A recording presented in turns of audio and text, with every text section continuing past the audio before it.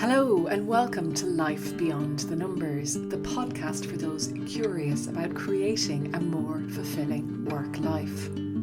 Every business boils down to two basics, people and money. Here we focus on the human side. Numbers matter, but people matter most, and people drive performance. I'm Susan Ní, your host, a coach, consultant, facilitator, and author of Leading Beyond the Numbers. It brings me joy to speak to people and explore together how, although we share many similarities as humans, each of us navigates the world through our own unique lens. This adds intricacy to our interactions and contributes to both the depth and difficulties of interpersonal relationships. Join us for stories, strategies, and insights to help you lead your life beyond the numbers. Well, today I am delighted to be joined by Kate Jones on Life Beyond the Numbers. Kate, you're so welcome. Thank you very much. It's very lovely to be here. And a quick shout out to Aoife O'Brien, because Kate has come to me via Aoife O'Brien, who's from the Happier at Work podcast. And Aoife was a guest a long time ago. But yeah, thank you, Aoife, for the introduction. Yes, thank you, Aoife. Thank you, Aoife. So, Kate, we've just been chatting and we've all of these parallels in our life, and we nearly forgot to press record, which happens all the time when I talk to people. yeah. But what fascinated me looking at your website in particular was these graphics that you had, and you had these beautiful wheels, and one of them was the Wheel of New Horizons, which even sounds like, wow, I want to go and check that out. So maybe you talk a little bit about your process of this wheel and what it does. Okay, so you'll probably have noticed from looking at the wheel and also the website that there's a lot of colour in it. So neon being the clue is in the title, I guess. So the bright colours of neon are all about creativity, humanity, living in the way that we really want to, according to our heart's desire, as opposed to the way in which kind of fear or habit or expectation drives us, which is very understandable, but not really a path to happiness or fulfillment. And so part of my work is probably actually about 80% of my work is organisational and leadership orientated work, which we might come on to. But about 20% of it is working with successful people who are, well, successful in inverted commas, and again we might kind of come on to that. People who have had success in their careers but who are basically feeling unfulfilled and unhappy, and sometimes that's a result of some kind of life event or work event, I guess, that has been sort of imposed on them. Sometimes it's just that, what I call the kind of midlife itch, where suddenly the way that we have been living no longer feels as appetizing anymore, if at all. And suddenly there becomes this kind of, starts as a whisper and it often ends up as a kind of, very, very loud, overwhelming scream that something needs to change. And that is often how kind of people come to find me in order to help them decide what it is and how they go about doing it. And so the Wheel of New Horizons, really, and did you actually notice that it is a kind of, because it's meant to be like a wheel on a ship. It's this idea of kind of navigating, like a, what do you call it? The steering wheel. Both of us. My dad was in the Navy. He's going to kill me. Oh, he'll be like, yeah, he wouldn't be very happy. But anyway, yeah, like a ship's wheel, because the idea is that it is a kind of adventure, charting the kind of wild seas. It's definitely not linear. There's different stages to it. It's a bit of an adventure. There are pits and troughs. It's kind of, you can feel very lost. You can feel very at sea. You can sometimes have absolutely no idea where you're going or whether or not when you're going to meet dry land and whether it's the dry land that you want. So that's what the Wheel of New Horizons is basically about. And people kind of find me at various different stages of that. But the first one, interestingly, at the top at 12 o'clock is dream. And I seem to spend quite a lot of my time asking people about their dreams. And some people know they can articulate what their dream is. Some people really tragically, and I would say it's the majority, don't actually know. It's kind of like the daily grind or the hamster wheel, as I describe it, of the daily slog, which is a far cry from dreamland, has kicked dreams into touch such that people have become really disconnected from what they, whether you call it a dream or a longing or a heart's desire or what you just would really love. So yeah, sometimes my work is about enabling people to reconnect to their heart, really, and what it, what it is that they would love to be a reality for themselves and or their families. And I suppose when you say that to somebody first, Kate, somebody arrives in and they're on that hamster wheel, but there's that voice, maybe it's screaming, maybe it's a whisper at this point still. What's somebody's reaction normally? And I know we'll have a whole host of different reactions, but to dreaming or their heart's desire, is that, oh, well, that's for somebody else, not me? Or do they embrace it, or do you get a whole host in between? A whole host, but I mean, I'm immediately thinking of somebody that I'm just about to finish working with, actually, who, when I met them, they work in professional services. I was engaged in the context of a leadership coaching assignment, but they, in the first conversation that I had with them, it was clear to me from the way that they were speaking that there was something that they were just not happy. Their fire was not alight in the way in which they were living and working. And I, at one point, just asked them if you could just, park all the practicalities and the responsibilities and the rational, logical, whatever, park all of that if you're able to. And if I were to say to you, what is it that you would love? And they immediately said, well, I would love to be a writer. But it was almost like, but that's ridiculous. That's never going to happen. That's not possible. This is what I'm supposed to be doing. I've got a family. Da, da, da, da, da. But, and it's not necessarily about whether or not writing is what that person ends up doing. It may or it may not be.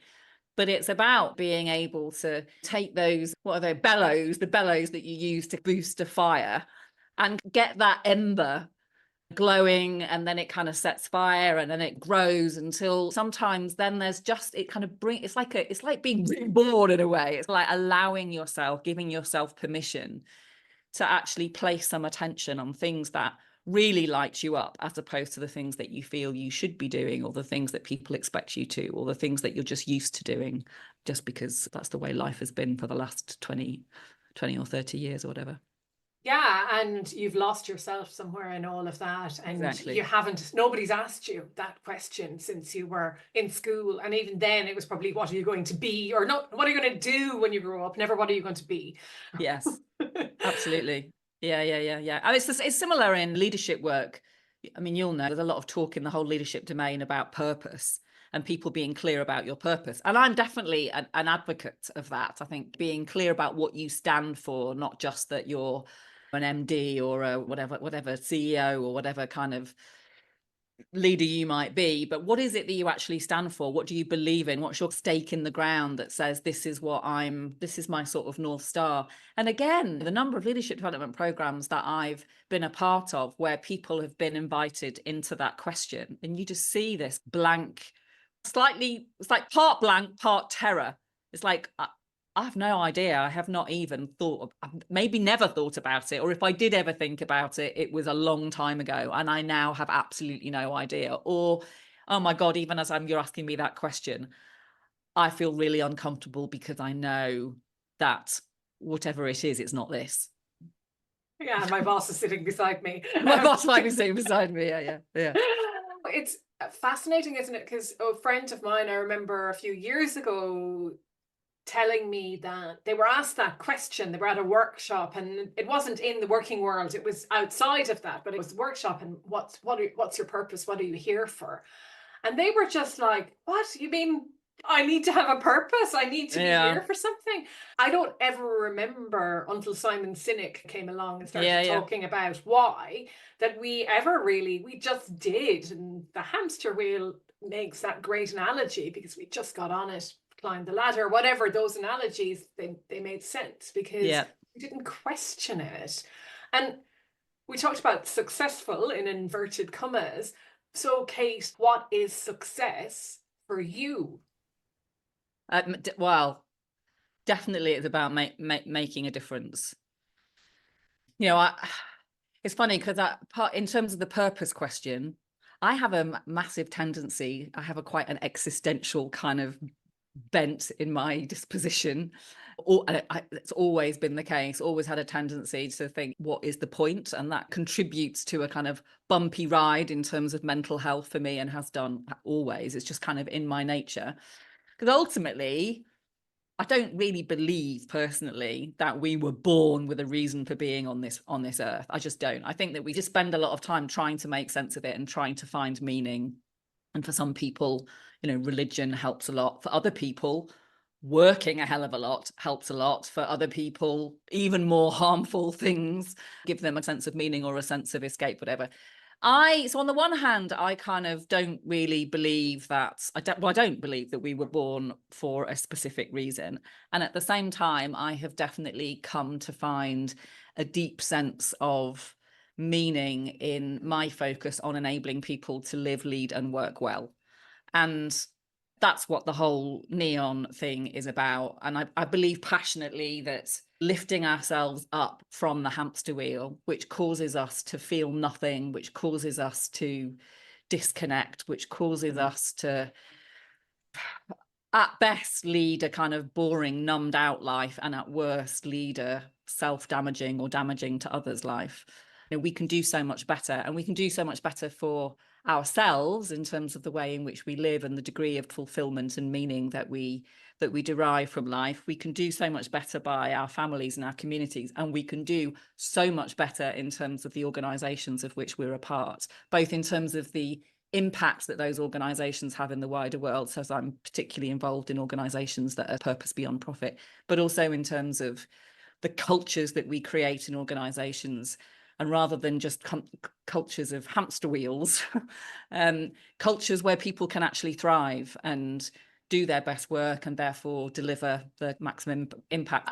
I started my career as a social worker and a probation officer. So I went from Oxford University to working with the homeless on the streets of Oxford, and then got into social work and probation, and then loved it, learned probably most of what I know about building relationships with all kinds of people as a means for change in that context, but then got really frustrated and quite bored, not by the client work, but by the organizational culture and the leadership of the public sector. So I left and I became a management consultant. I joined a management consultancy and spent 10 years there, stimulated, learning, growing, having loads of variety, being stimulated in a very different way. But the organizational culture and the leadership were also really lacking.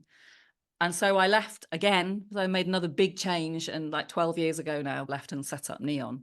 And that's where I feel as though all of I think on my website it says something like, I genuinely feel like everything that I've lived and done before is contributed to what I'm doing now. But I do genuinely feel that way. And obviously on a day-to-day basis, there are good days and bad days. And sometimes I'm like, oh God, am I really making any difference at all? But I think I'm pretty lucky, really, because most days I get to make some kind of difference, however small, to somebody's life or somebody's way of being. And that helps a lot. Helps with my existential tendencies. Yeah, it's all selfish in the end. well, we're all selfish altruists probably, but there is that ripple effect as well, I think, because yeah, you might make a small difference in somebody's life, but then they go on to make a small difference in other people's life, and that ripples through the organization, the family, the community. And I think that is an incredible contribution to the world, because we can all just look out for ourselves. But actually, by being there for other people and making that small difference, it's only with small differences that we make big ones.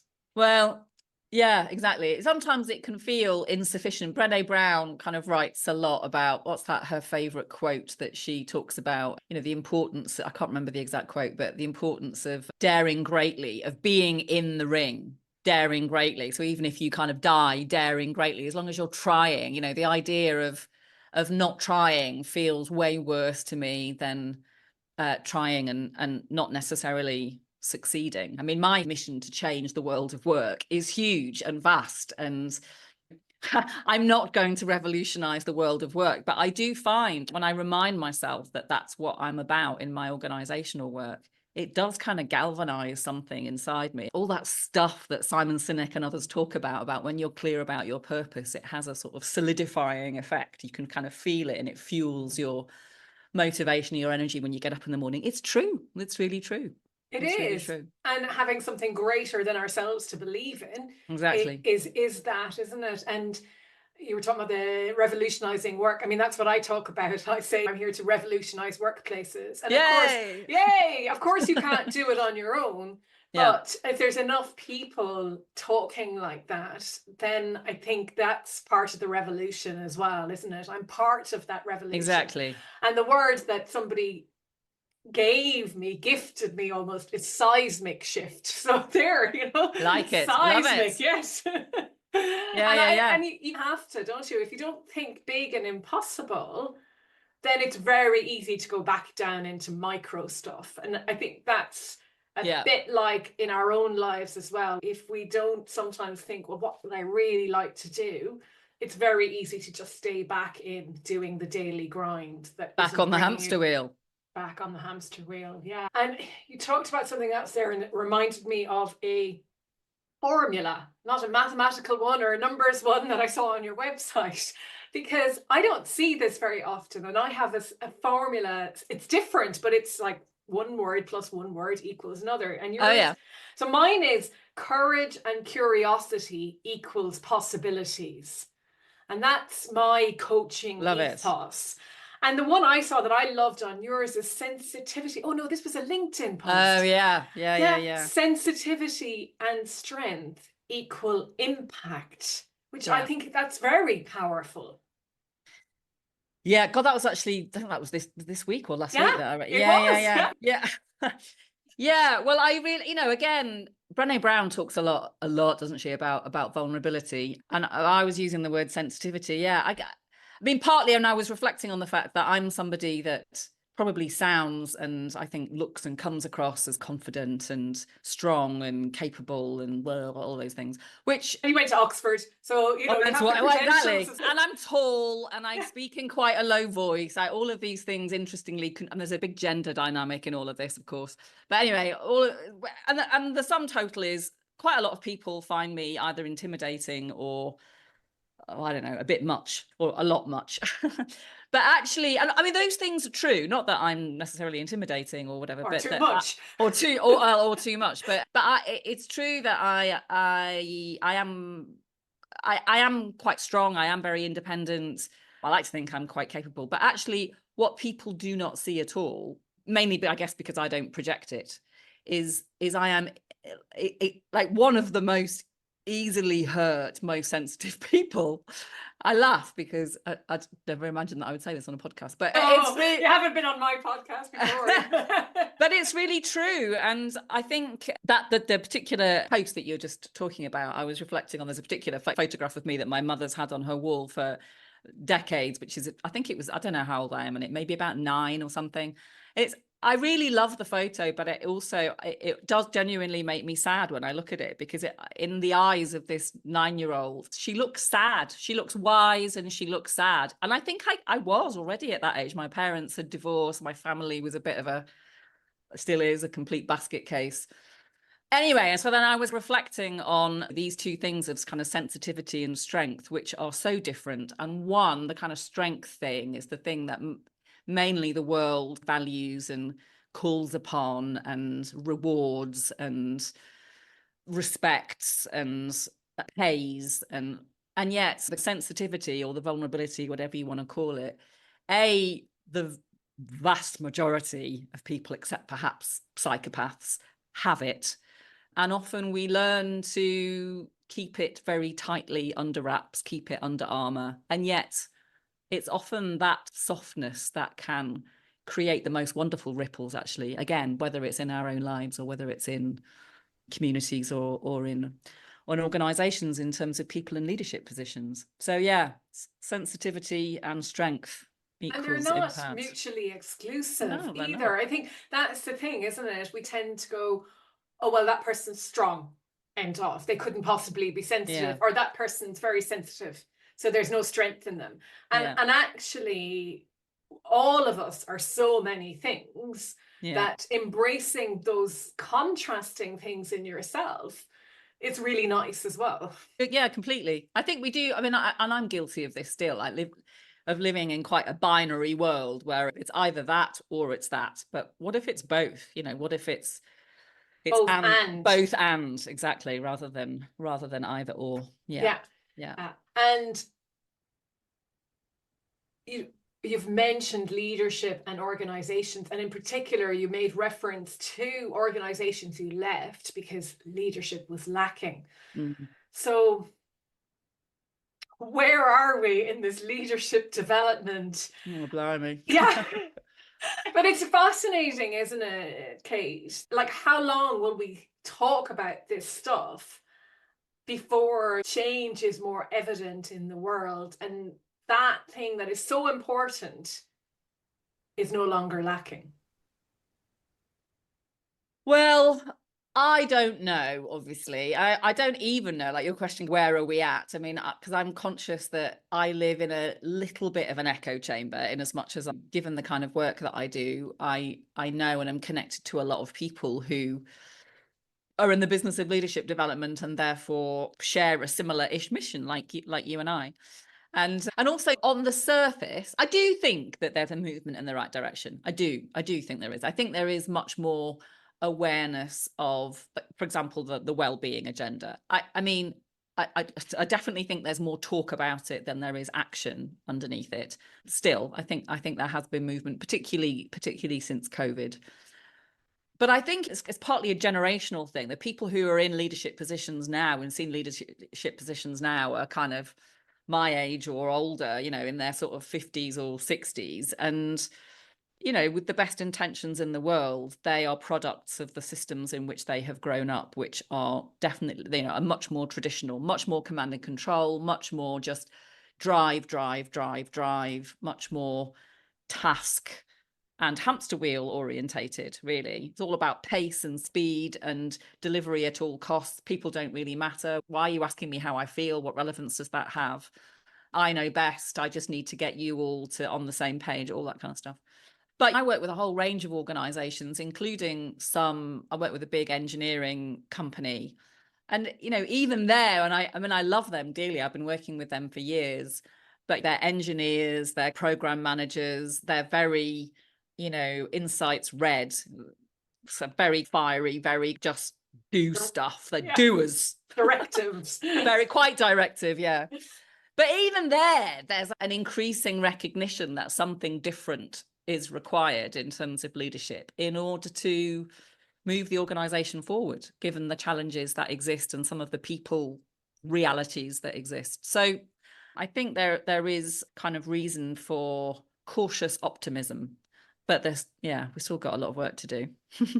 We do. And I was reading something earlier today about how actually organizations will say, well, people in organizations, because an organization doesn't exist without people, but they will look to technology, strategy, and structure to make changes, when actually it's the people and the relationships that need the work and will make the changes.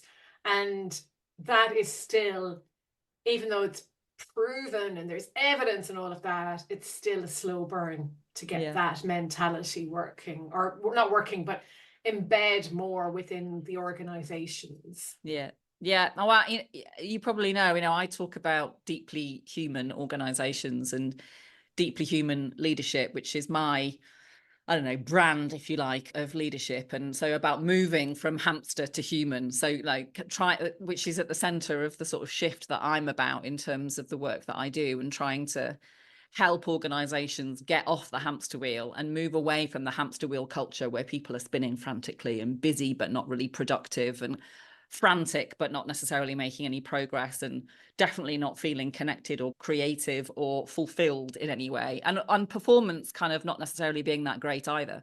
And moving from that to a deeply human model, which is much more people orientated in essence, where people feel much more connected to a sense of purpose, not just in terms of some label above the door in I don't know, a charity or development organization, but actually feel it on a day-to-day basis in terms of the work that they do, where there's a sense of connection that exists between people, like within professional communities, which is my name for teams, and certainly between managers and leaders and their people, where people kind of have a sense of agency and a sense of belief that things are possible, where leaders are aware of the impact that they have and use that as a force for good, and where there's care, where people kind of care for each other, and also where they look after themselves. So I'm also a big believer in individual responsibility. And as adults, I think sometimes I get the impression that people expect organizations to sort of do everything for them, and I'm a massive advocate of organizations doing more. But equally, I think that generally we as individuals need to do a little bit more to even some of the basic things like exercise and diet and sleep and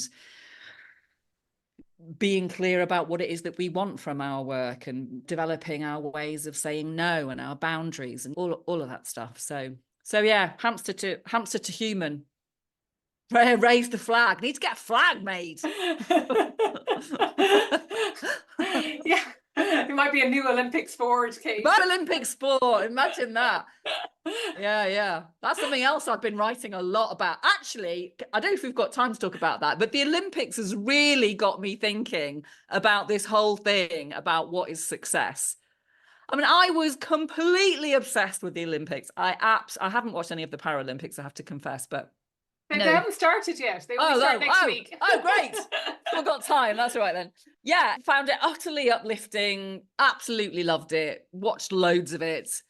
Amazing stories of seemingly ordinary people doing extraordinary things, and all the family connections post the Tokyo Games, family and friends being in the stands and celebrating, and amazing stories of recovery from injury, all this stuff. When I thought about it a little bit more, and it was particularly brought home to me by this British marathon runner, Rose Harvey, who, another incredible story, a woman who only started running in 2020. Wow. She was a lawyer. She was made redundant during COVID. Like, what can I do? I'll start up. 4 years later, she's an Olympian running in the marathon. However, I mean, that amazing, absolutely extraordinary, flipping fantastic. Go, Rose. However, it turns out that, she started running and she was in complete agony, utter agony, incredible pain. The downhills and this marathon race in Paris was apparently incredibly difficult, hills and what have you. Cut a long story short, she had a stress fracture. She ran 24 miles with a stress fracture in her leg. And she commented afterwards that she knew there was something seriously wrong, but she could not face the possibility of not finishing the race. And I just think, was that heroic, or was that actually kind of quite heartbreakingly tragic in terms of somebody not feeling able to, I don't know, face the prospect of not having achieved, not having succeeded in a particular way? And, Adam Peaty, another Olympian who, after, I think, at the last Olympic Games, was quoted as saying, 2 gold medals don't make you happy, massive depression, alcoholism, in a really, really bad place, questioning kind of, what's it all about? So yeah, what is success really? Is it about gold medals and promotions and status and money and all of those traditional accoutrements of success? Or is it about something different?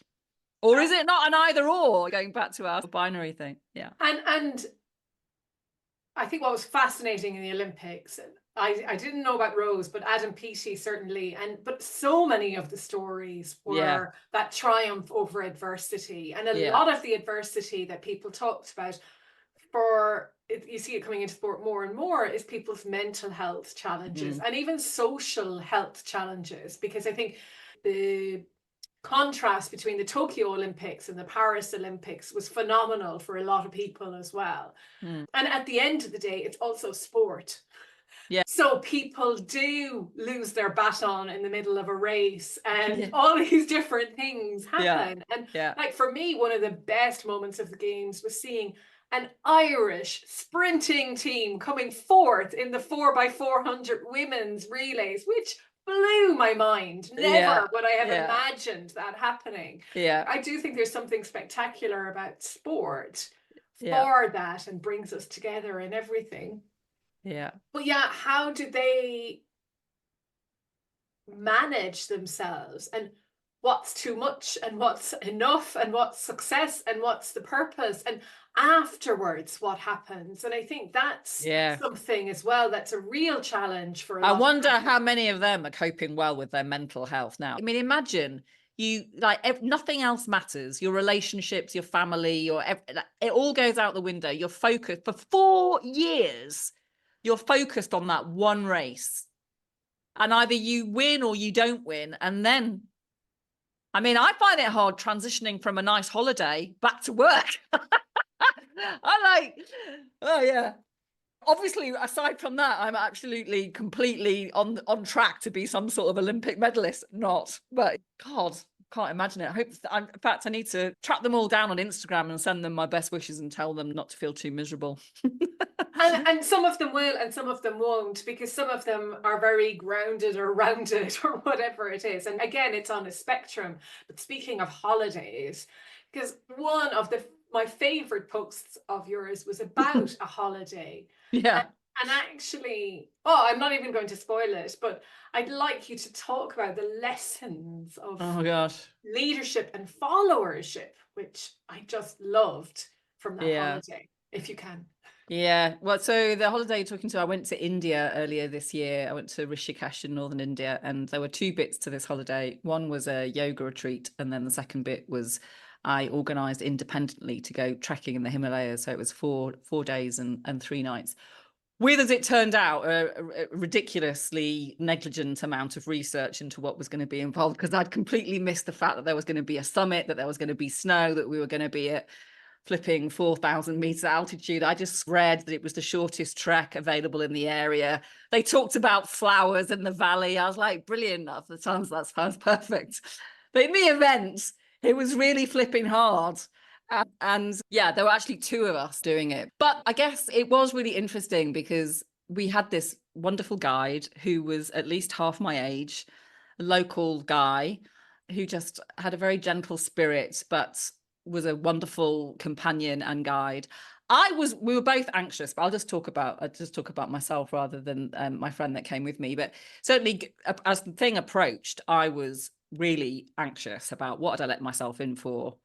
I knew by this point that there was going to be snow and crampons were going to be required. I knew there was some sort of summit. I was like, oh, Jesus, I'm 54. I'm not 20. This is like a really big mistake. Who are these people? I only spent about half an hour researching them on Google. Are they going to be there? Like, will we get there? All those kind of voices in your head. Anyway, at the point at which we met them at like 6 a.m. or something down on the road beneath the yoga retreat place, they were there, they were on time, they were wonderfully hospitable and kind and friendly. At that point, I just completely relaxed. I was like, I've done my bit, I've packed, I've sort of prepared. But now I'm just going to put myself in their hands. There's nothing more I can do. They know, they'll tell me what I need to do and when. What an absolute relief that was. And I was very happy just to be kind of clueless and in there, sort of, I didn't have to take crampons, but I'd taken the kind of stuff that I needed. Follow their instructions, eat when I'm supposed to eat, get up when I'm supposed to get up, follow him up the difficult bits, take a rest, like be careful of altitude, sickness, And amazingly, we both made it to the top of this flipping mountain, and even more miraculously in my case, coming back down, which I found particularly terrifying. But it really was a kind of interesting experience. You can't have leaders without followers, and it takes quite a lot to be a follower, to trust the person that you're following, just to be able to let go in a way and put in this case, my safety and well-being into somebody else, which, in this case, I'd known for about 5 minutes. So I've been lucky enough to travel a lot in my life, but this has gone into like one of the top 5 travel experiences of my life, I think. The other thing I'm going to mention quickly is it was also the festival of Holi while I was in India on the first day that we were there. And there's a picture on LinkedIn somewhere of me grinning insanely, absolutely covered in neon paint and powder. And Holi, for those that don't know, I think it's the festival kind of welcoming spring and the energy of spring. Everyone goes completely nuts. Everybody's chucking literally powder at you, buckets of water chucked off the tops of houses by women in saris, kids lobbing balloons full of coloured water at you. I mean, absolutely filthy, soaking wet, hair matted in paint, literally covered head to foot. But what amazing joy. It was just so joyful. Again, when do you, as an adult, certainly in the UK, when do you get a chance, completely sober, not a drop of alcohol in sight, just to be so playfully joyous? The hamster wheel can be all very serious and all very, a far cry from that. Wild abandon is the phrase that comes to mind. Exactly. Honestly, I absolutely loved it. What a fantastic trip that was. Thank you for asking me about that. And of course you can have wild abandon anytime you want. It is perfectly within reach. It might not be that colourful and that festive, but we constrain ourselves, don't we, Kate? We have time for one more question, and I'm going to go full circle and back to another circle. Oh, yeah. And which is your neon Work Thrivometer. Oh, yeah. Another colourful wheel that you had on your website. Yeah, the Thrivometer, I call it. So I have Thrivometer, yes. Yeah, I actually have a life thrivometer and a work thrivometer. We can maybe include it in the show notes because they're free resources that people can use. But basically, this is about identifying, I think there are 10 different key ingredients, if you like, to thriving at work. So things like connection, they're actually feeling connected with people at work rather than completely isolated. Things like flexibility, things like having a sense of autonomy, things like having a sense of growing and developing, things like having some sense of balance or between work and non-work, things like having some sense of belonging, etc. So I've pulled these into this model that I call the Work Thrivometer, and there's a free worksheet that people can use where you can basically score yourself in these various areas and see how you think you're doing. I mean, some people have told me that they've used it in conversations with their line managers to get into a conversation, not just about the task, the focus of their daily work, but about all the things that they need in their work life in the context of the Work Thrivometer, or their life in terms of the Life Thrivometer, needs to be able to flourish and to thrive. And I just firmly believe that people who feel well perform well. We do our best work when we're feeling all of those things. And I get that for some people, having a job is enough. And I do completely understand that it's Maslow's hierarchy of needs in a way. And for many millions of people around the world, billions of people around the world, having a job of any kind that enables them to get some food on the table is fantastic and is okay. So I'm talking from quite a privileged position. For those people who have the opportunity for more, so not just enough to sort of put food on the table and a roof over your head, but also an opportunity to genuinely feel a sense of connection and meaning and fulfillment and growth. That's what I would like for as many people as possible. So yeah, that's the Life Thrivometer, also in the shape of a petal / wheel / I'm not quite sure what. Yeah, well, the petals definitely, that's what I thought, more than the ship's navigational. Oh yeah. And you've used the words connection and belonging quite a bit throughout our conversation. So I'm going to say that those two words in particular are quite important to you. Can we belong without being connected? And can we feel connected without feeling like we belong? Woo! Yeah. You can't ask me a question like that. Well, I would say you can't feel a sense of belonging without a sense of connection to yourself.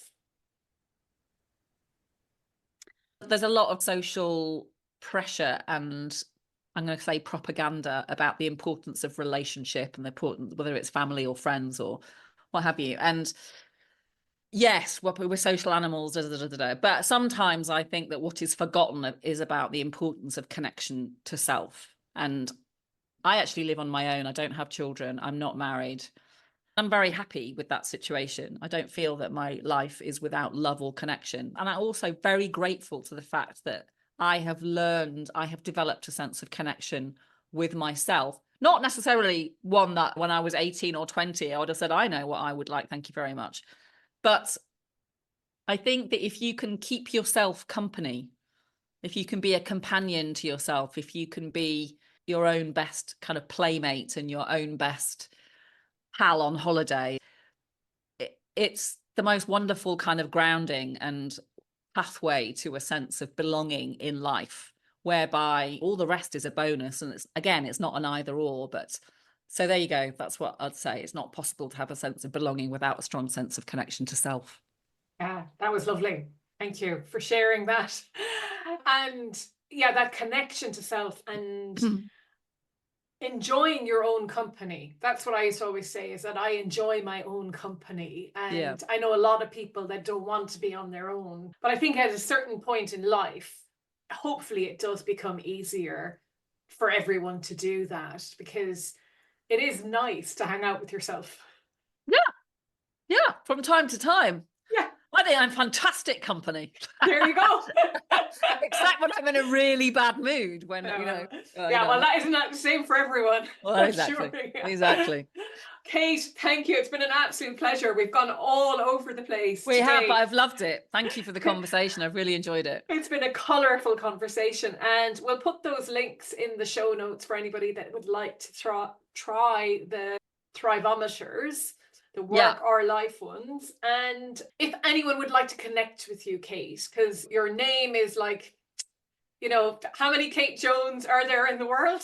Yeah, there are probably quite a lot. The best way, I think, is probably through LinkedIn. So if you type in Kate Jones Neon into LinkedIn, then you'll find me. And then maybe if we share in the show notes the link to my link tree, then they'll also be able to find the these various things that we've mentioned in the conversation, the Thrivometer worksheets and what have you. So yeah.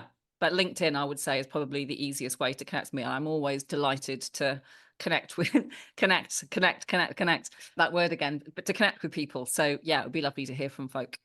And Kate posts a lot on LinkedIn, and it's always enjoyable, and you'll learn something as well. So definitely worth connecting, or at least following.